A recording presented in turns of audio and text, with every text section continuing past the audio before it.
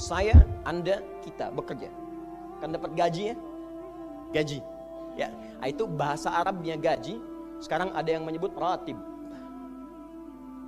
Ratib. Pokoknya disebut ujrah. Ketika Anda bekerja dalam urusan dunia, Anda mendapatkan ujrah. Nih bayar 10 dinar, 10.000 rupiah, sekian, sekian, sekian. Ketika Anda kerjakan untuk misi akhirat supaya bekal untuk pulang, bukankah 10 juta ditabung, tabung, bikin rumah kan? Beli pakaian yang elok, beli kendaraan. Sama persis Anda sholat itu diberikan juga bayarannya, diberikan juga pokok pemberiannya. Anda puasa diberikan pokoknya, baca Al-Quran dikasih bayarannya, namanya pahala. Dalam bahasa Al-Quran disebut ajrun namanya. Dunia ujrah, akhirat ajrun.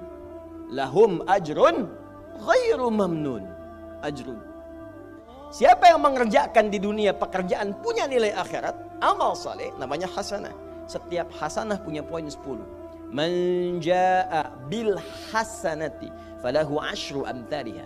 Siapa yang mengerjakan perbuatan di dunia dan punya nilai akhirat, bekerja dikerjakan karena Allah mencari yang halal. Tuliskan poinnya. Salat, tuliskan poinnya. Setiap pekerjaan 10. Jadi kalau ada yang tidak salat dalam sehari, satu kali salat kehilangan 10 pahala kali 500 tahun. Dia kehilangan pahala 5.000 tahun. Makanya sering kita bermohon begini, ya Allah, jadikan semua perbuatan duniaku punya nilai akhirat supaya ditampakkan di akhirat. Di hasanah dunia ini akan ditampakkan saat dihisab di akhirat. Makanya sering kita katakan, ya Al-Baqarah ayat 201, wa minhum may yaqulu rabbana atina fid dunya. Ya Allah, jadikan semua kegiatan duniaku hasanah. Namaku sudah hasanah ya Allah. Perbuatanku belum tentu. Makanya saat di akhirat itu ditampakkan famay ya'mal mithqala dzarratin khairan yarah. Ya, makanya kalau mau mithqal yang khairan yarah. Jangan yang syarran yarah. Ya, pada yang baik-baik, miskol tahajud, miskol untuk baca Quran, ya, miskol untuk bisa tilawah, miskol untuk mengingatkan puasa sunnah, itu khairan yarah. Ya, miskol pada yang tidak bagus tinggalkan, itu syarran yarah. Tinggal nanti tergantung Anda mau punya rumah di yang mana daerahnya. Komplek yang elit di Indonesia, di sini Jakarta ada Pondok Indah, ada beberapa tempat-tempat yang lainnya elit kalangannya, Menteng dan seterusnya. Maka di surga pun ada komplek yang elit-elit, ada Firdaus, ada surga Aden, ada macam-macam. Tinggal Anda cari bekal yang serius, turunkan kemudian ke bumi. Cuman sayang, dari sekian waktu yang Allah berikan disebut dengan ajal, menjadi batasan kita untuk beramal. Setiap kita dibatasi oleh waktu. Seperti Anda pun bekerja dunia, bukankah ada waktunya? Waktu produktif untuk bekerja, setelah itu ada masa pensiunnya. Maka Allah membuat ketentuan, kita pun tidak abadi di bumi. Setiap kita punya batas waktu. Kalau selesai dinas kita dan pulang kita untuk mempertanggungjawabkan semua yang kita kerjakan di sini. Maka turun Quran surah ke-7 ayat 30 berapa? 4 untuk menggambarkan ini. Walikulli ummatin ajal fa idza jaa ajaluhum la yastakhiruna sa'ata wa la yastaqdimun. Setiap umat seluruhnya tanpa kecuali itu pasti punya batas waktu untuk beraktivitas dan selesai pulang. Setiap hari diingatkan kita dengan sholat isya, hei, seaktif-aktifnya Anda, sesibuk-sibuknya akan selesai semua itu dan semua kita akan pulang. Bukankah setelah isya kita terpejam? Makanya dalam doa saat akan tidurnya disebutkan bisikallahumma amutu wa ahya. Mungkin malam ini saya pulang, saya meninggal. Kita nggak tahu di bagian mana yang tidur itu mengakhiri kehidupan kita saat kita pulang. Karena itu serius, ada saatnya kita pulang. Ternyata sudah tahu akan pulang pun masih ada yang tidak memanfaatkan waktu dengan baik. Tanyakan pada diri kita, Anda wafat tidak? Anda pulang tidak? Anda meninggal tidak? Kalau sadar pulang, maka cari bekal yang baik. Berarti Allah benar kan? Kata Allah setiap kita akan wafat. Kullu nafsin dha'iqatul maut. Setiap yang punya jiwa meninggal. Bahkan dikasih informasi jelas kok.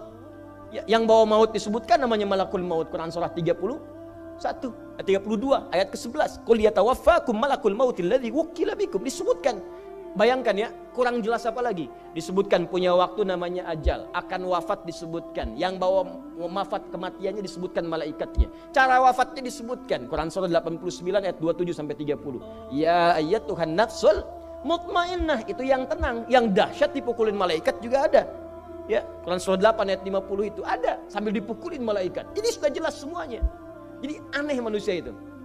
Sudah tahu akan meninggal, tahu ada kenikmatan, ada siksaan, tahu ada surga, ada neraka, tahu ada kenikmatan kubur, ada siksa kubur. Kenapa masih main-main juga?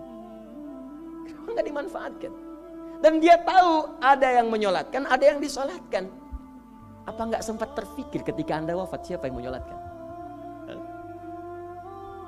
Bukankah yang paling indah yang menyolatkan orang yang selama ini kita rawat? Anak yang pernah dikandung, diberikan ASI, dirawat-rawat. Kita menyiapkan apa? Sayang-sayang investasi keluar banyak, ketika wafat gak bisa berlaku apapun. Bahkan ada yang sebelum wafat pun sudah dibuang dari keluarganya. Waliyadzubillah. Nah, sekarang dari sekian kegiatan aktivitas kita, berapa yang sudah punya nilai di mata Allah menjadi amal saleh?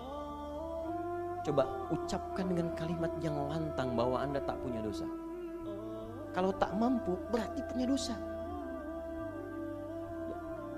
Ucapkan Anda sudah siap ke surga. Kalau tak mampu, amalnya masih kurang.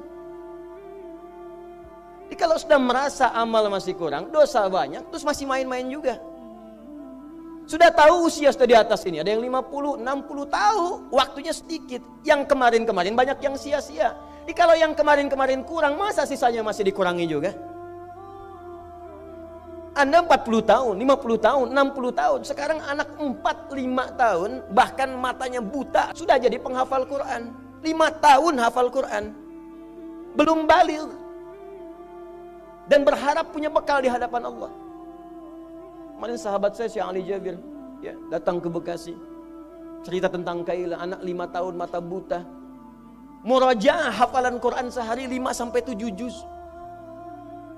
Dikatakan oleh beliau, Kaila, apa enggak capek terlalu banyak? Kamu kan punya uzur di hadapan Allah. Allah Maha memahami keadaan kamu. Apa enggak lelah? Saya malu justru kepada Allah kalau kurang daripada itu. Anak 5 tahun mengulang hafalan Quran setiap hari 5 sampai 7 juz, dan malu kalau kurang di bawah itu sebagai bekal untuk menghadap Allah. Anda diberikan kesempatan sampai lebih daripada 50 tahun, lebih daripada 40 tahun, lebih daripada 20 tahun. Dan sampai kesempatan itu sampai hari ini pun untuk baca pun belum punya waktu. Dan Anda mengharap surga, Anda siapa?